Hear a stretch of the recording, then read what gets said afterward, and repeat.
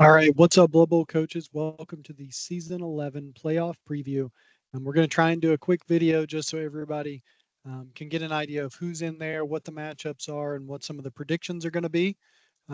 Looking at the final standings, so the 8 teams that made the playoffs, we've got the Hushut's Hammers, the Roland's Chaos Dwarf team. We've got the Lowdown Dirty Rats, which is Mark's Skaven team.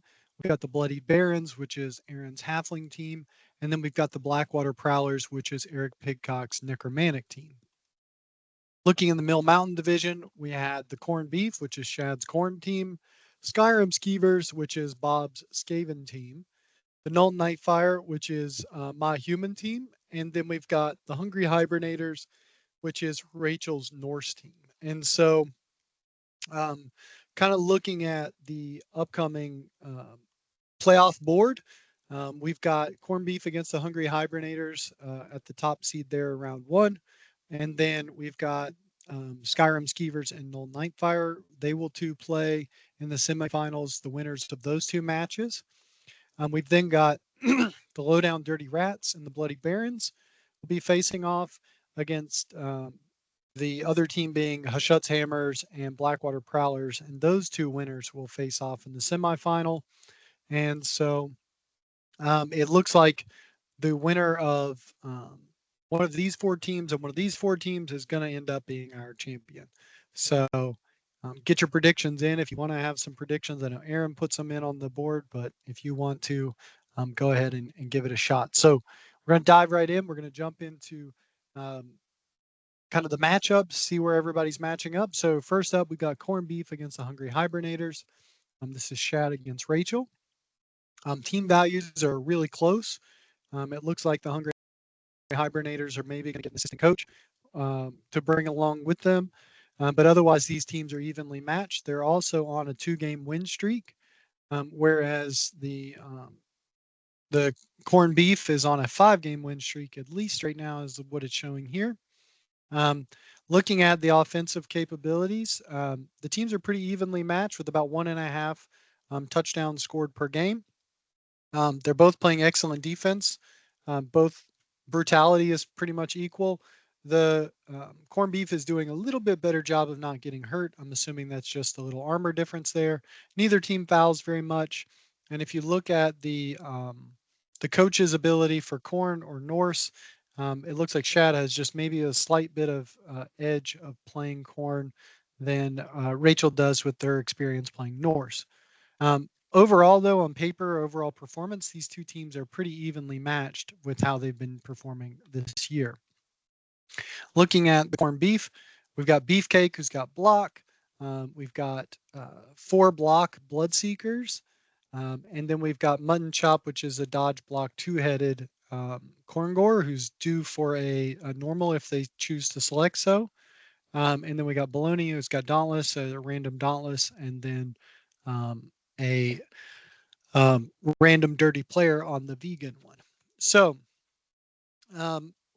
that's it for the Corn Beef. I didn't look how many rerolls they have. They have 3 rerolls, 4 dedicated fans, and an APO. Looking at the Hungry Hibernators, we've got Nanook, who has Mighty Blow Juggernaut. We've got Nandy, which is a block Ulfwarner with reduced armor and reduced agility. We've got Onikuma, who's a block Mighty Blow Fend Ulfwarner. We've got a couple guard Berserkers, 2 Valkyries, one with dodge, one with block. And then we've got Lyman with Strip Ball.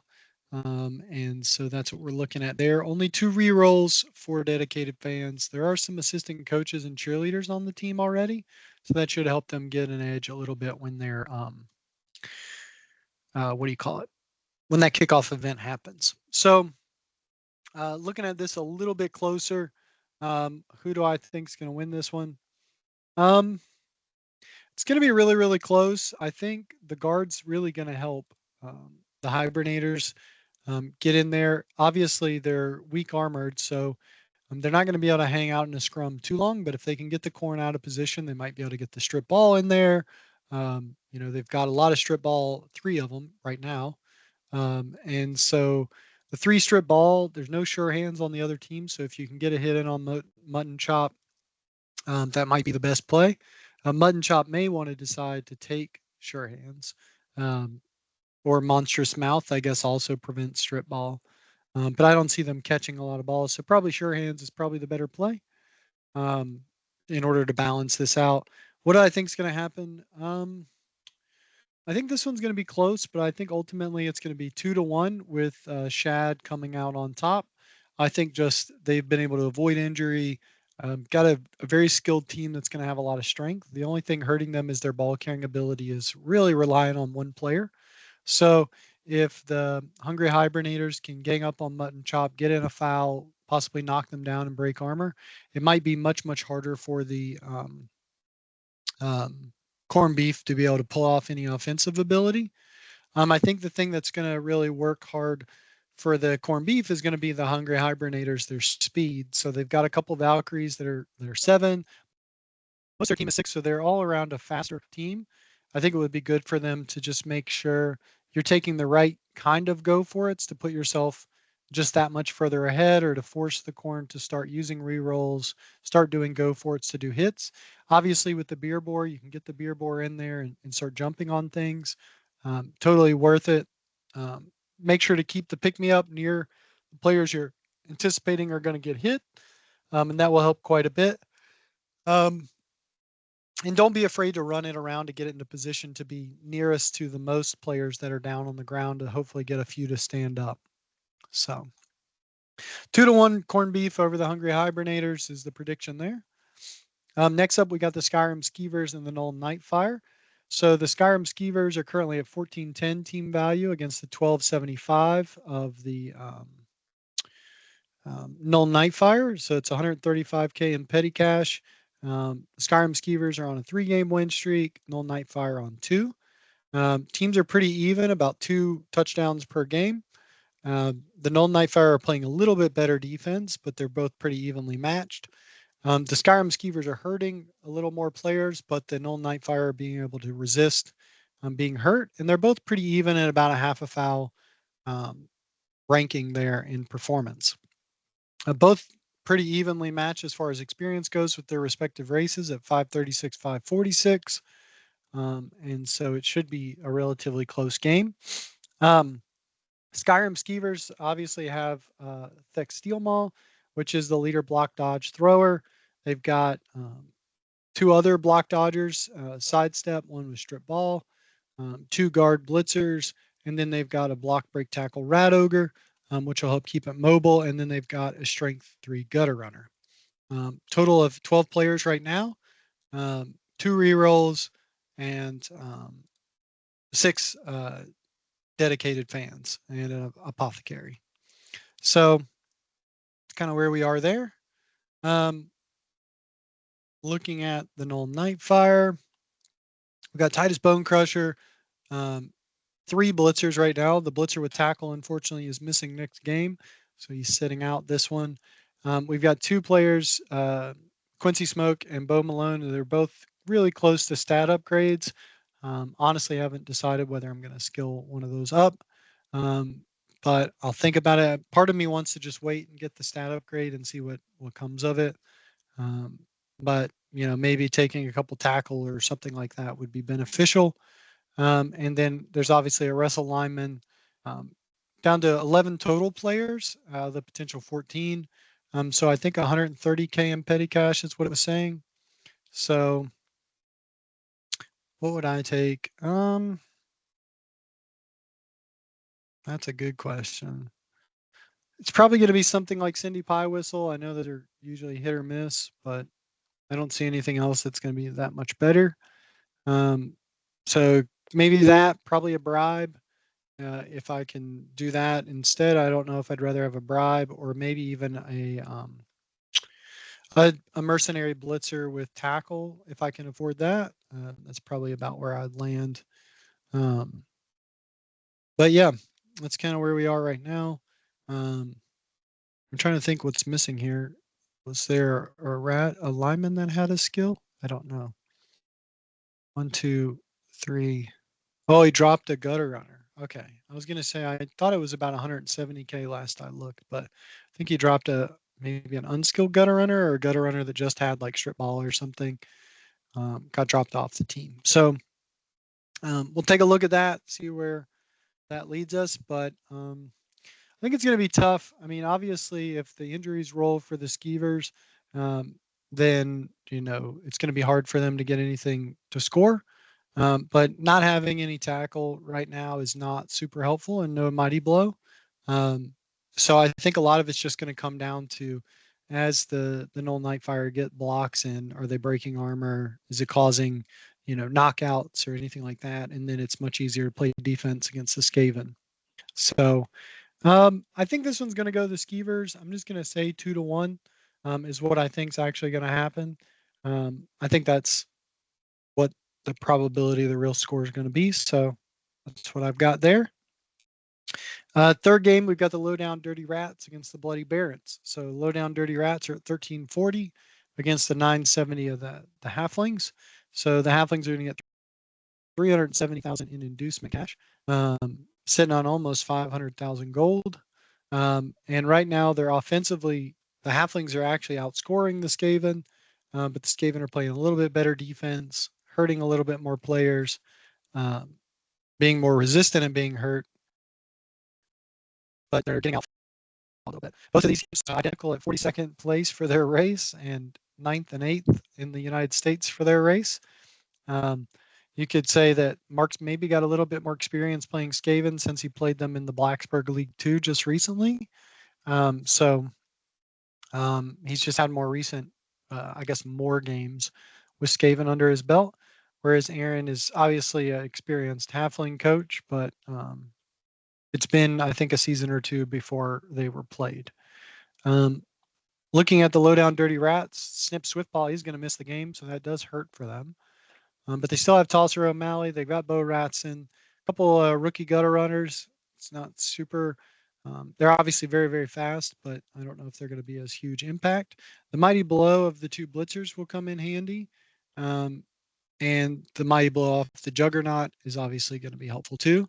Really, what you're hoping is that the trees can kind of keep things in place. If I was Mark, I would look to use juggernaut to start pushing trees around since it breaks through stand firm. And then looking at the Bloody Barons, they've got two block guard trees, which is obviously going to be really hard to get 2-die blocks on, and to actually knock them down even harder. You've got the Halfling catcher Blueberry, who's got sure feet block. He's up for a secondary, but I don't know what you'd want to give him. He's already a really expensive player. And then you've got Brick, which is the Halfling Hefty, who's a leader block character. And then Raspberry, which is a sure feet catcher. So I can't remember exactly how much I said, but it's 300 and something. Probably what I would do is I would take, is it Ivar? If you can, did I say 340? That's what I said. 370, even better.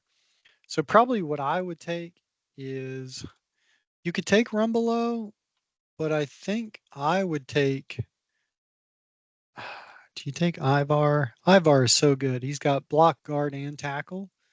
Um, and I can't remember what his rating of party ability does, but it's something pretty good. I think you get to step someone in, which could help you like step into a cage or something like that to get a block off. He can use it on himself. So I would either do Rumbelow plus Cindy plus the chef, or possibly I don't think you go that far. Possibly just taking Ivar plus the chef. Grumbrindle's really good too. I wouldn't sleep on him. He's obviously got block stand for a mighty blow, and he can grant his wisdom of the white dwarf, so you can give halflings, making them 2+ years on every turn, or you can grant, something mighty blow. He just has to be near them. He doesn't even have to be standing to grant the ability. Maple Highgrove, I think, is a sleeper pick. I've not used the Vicious Vines, but I think it would be good. Obviously, Tentacles is very strong against rats. So maybe that would be good to have a third tree in there. Carla Von Kill is great with block and dodge and jump up. Keeps her moving pretty quick, and she's strength 4. Um, so lots of good options, I think, for halflings to try and balance this one out and to get an edge. They've obviously had no trouble finding the end zone, so I would probably look to lean more towards a defensive player like Rumbelow or Ivar over an offensive player like Carla. But I think they would all be really helpful. So this one, what do I think is going to happen? I actually think this is going to be an upset. I think the Bloody Barons are going to pull this one off. I'm going to say 2-1. Could even be 3-2, but we're just going to go with 2-1. They're on a win streak, 4 games, whereas the Skaven have been a little, I want to say up and down, more like up and flat with their last few performance. And so I think just unless they can pick up on some of their defensive abilities, I think the halflings are going to pull this one away. And last but not least, we have a Shuts Hammers Chaos Dwarf against Necromantic Horror. This is one of the more look forward to matches, I think. So it's a 1390 of the Shuts Hammers against the 1450 of the Prowlers. 60,000 gold pieces in petty cash, so probably just a chef. Unless they don't have, they got 3 rerolls, not a chef, a keg.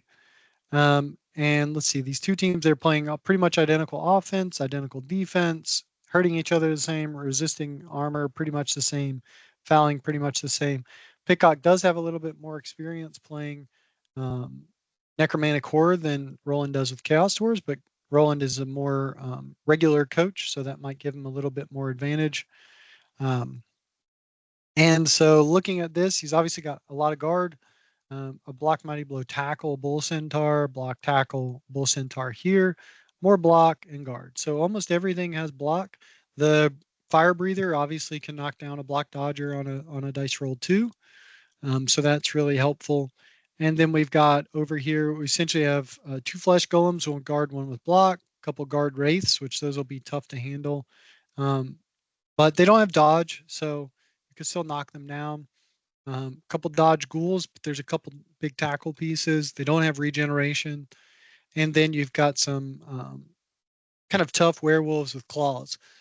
So what I think is actually going to be important is that these claws get to work on the blockers and the bull centaurs when they have the chance. Obviously, tackle's not super useful against this list, but the strip ball would be. So being able to get a hit in obviously pops the ball out. Kick is going to be really great to pin the Chaos Dwarves very far back when it's late in the half, so they don't get a short kick. And so, yeah, that's kind of that matchup there.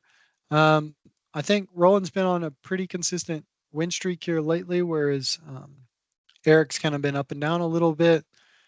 So I think this one is actually going to go to the Chaos Dwarf team. I'm going to give them, I'm going to say 1-0 with the Chaos Dwarves pulling this one away. And so with that, I've got the Skeevers against Corned Beef. I think the Skeevers will go on to the final in that one. And then with this one, the Bloody Barons against the Hammers. I think the Hammers move on. And then I think this one actually will go to the Hammers. And I think Roland's going to win a Star City Blood Bowl League Championship is my prediction. And so, yeah, I think that's really where we are. I think that's it for this little playoff preview. So good luck in everybody's games. I'll try and do one before the next round. Sorry, this one was kind of last minute late put together, but yeah, I think it'll be good. So, all right, everybody, enjoy. See ya.